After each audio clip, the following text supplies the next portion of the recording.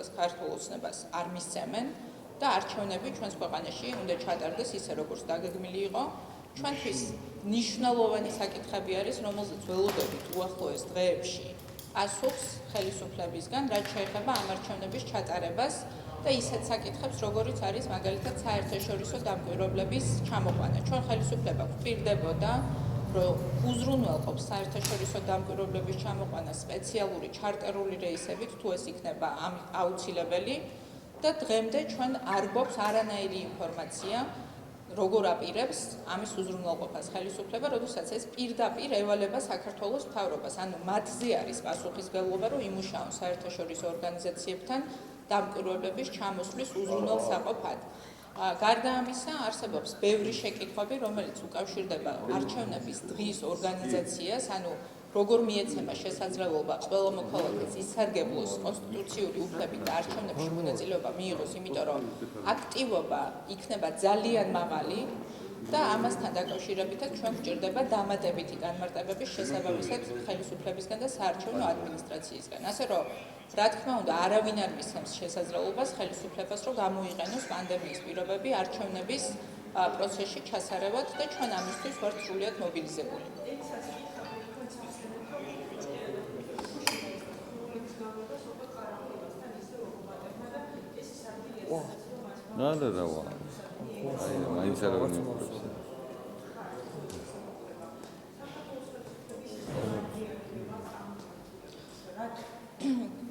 იცით რა, როდესაც 8 წლის მანძილზე რუსეთი ფაქტიურად მუდმივ რეჟიმში არ გვაქვს ყველა ვალდებულებას, რომელიც აღებული აქვს და ამაზე არც ერთხელ არ მოუწია პოლიტიკური ფასის გადახდა, არც ერთხელ არ განხილულა გადახედვა თუნდაც იმ ორმხრივი ფორმატების, რომელიც ქართულმა ოცნებამ შექმნა რუსეთთან დიალოგისთვის და ამით დააზიანა საერთაშორისო ფორმატები, რა თქმა უნდა, რომ რუსეთის ხელისუფლება დაუშლილად განაგრძობს დარღვევას შესაბამისი საერთაშორისო ხელშეკრულების პირობების და ხედავთ, რომ ეხლა უკვე მის მიერ გადადგმული ნაბიჯები თავს ესხმის პირდაპირ სტრატეგიულ, ასე ვთქვათ, ობიექტებს და შესაბამისად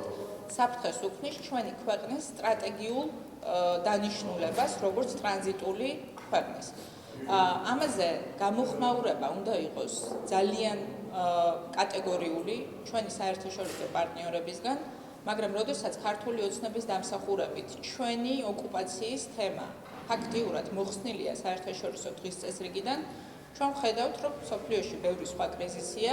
და შესაბამისად საერთაშორისო თანამეგობრობაც ადეკვატურად ვერ რეაგირებს იმ მოვლენებზე, რაც ხდება საქართველოში, რაც არის პირდაპირ დღევანდელი ხელისუფლების და მათ მიერ წარმოებული საგარეო პოლიტიკის შედეგი.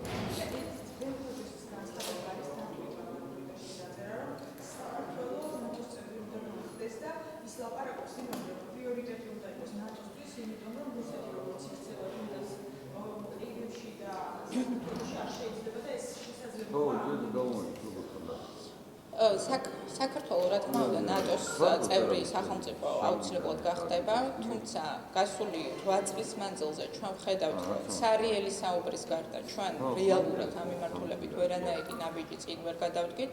და რა თქმა უნდა, ეს არის ბუნებრივი, იმიტომ რომ როდესაც საქართველოს ყავს ხელისუფლება, რომელსაც პოლიტიკურ დღის წესრიგს უდგენს მოსკოვი და ჩვენ ძალიან კარგად ვიცით, რომ რუსეთის ერთ-ერთი მთავარი სტრატეგიული ამოცანა არის სწორედ საქართველოს ნატოში გაწევრიანებისთვის ხელის შეშლა, ბუნებრივია, რომ რეალური პოლიტიკა, რომელსაც აწარმოებს ეს ხელისუფლება უკვე 8 წელიწადია, არანაირად არ ისახავს მიზნად ნატოში ინტეგრირებას და ამას ჩვენ ვხედავთ თუნდაც იმ ფაქტით, რომ ამ ამოცანის პოლიტიკური ლობირება ევროპაში, ამერიკის შეერთებულ შტატებში არის ფაქტიურად გაუქმებული თუ არა უკიდურესად შესუსტებული გასული 8 წლის მანძილზე. ამიტომ, რა თქმა უნდა, საქართველოში ხელისუფლების ცვლილების შემდეგ შეიქმნება დარწმუნებული ვარ ის პირობები, რომელიც უზრუნველყოფს ქვეყნის ნატოში გაწევრიანებას და ამით დაიცავს ჩვენს უსაფრთხოებას გრძელვადიანად და მყარად.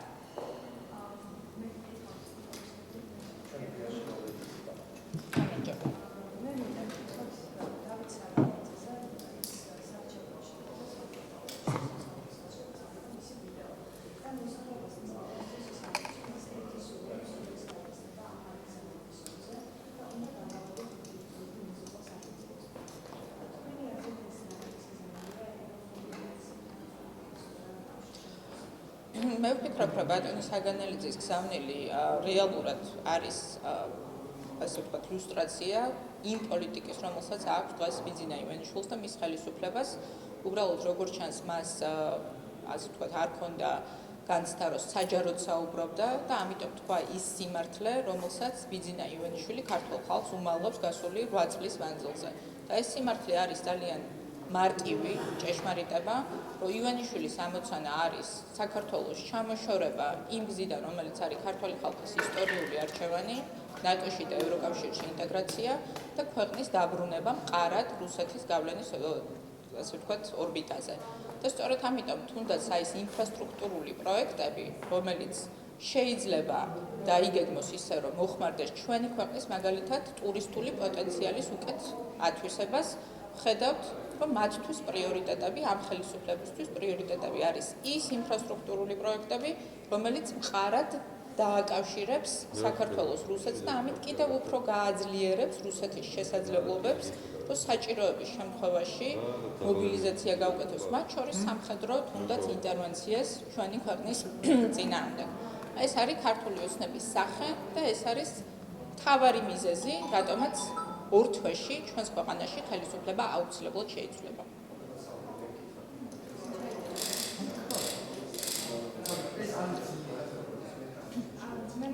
ჩვენ რაც შეეხება საარჩევნო კოდექსს, ჩვენ წარვადგენთ ცვლილებები, რომელიც რეალურად შეცვლის ვითარებას საარჩევნო პროცესის მიმდინარეობისას და ეხლა ამ ცვლილებების განხილვა მიმდინარეობს იურიდიულ კომიტეტზე. თუ იურიდიული კომიტეტი მხარს დაუჭერს ნაციონალური მოძრაობის მიერ წარდგენილ ცვლილებებს და შესაბამისად განხილვა გაგრძელდება პლენარულ სხდომაზე, ჩვენ ამ შემთხვევაში მონაწილეობას მივიღებთ პლენარული სხდომის განხილვებშიც, მაგრამ თუ ეს არ მოხდება, რა თქმა უნდა, ჩვენ არ ვაპირებთ, რომ ქართულ ოცნებას შევუქმნათ კომფორტი, რომ ის ცვლილებები, რომელიც მათ წარმოადგენს და რომელიც რეალურად არაფერს არ ცვლის, ვაქციოთ, ასე ვთქვათ, რაღაცა ლეგიტიმურ საკითხად და მონაწილეობა მივიღოთ პლენარულ სხდომაში, რომელიც დაამტკიცებს აღნიშნულ ცვლილებებს, იმიტომ რომ რეალურად მთავრობის პროექტი არაფერს არ ცვლის.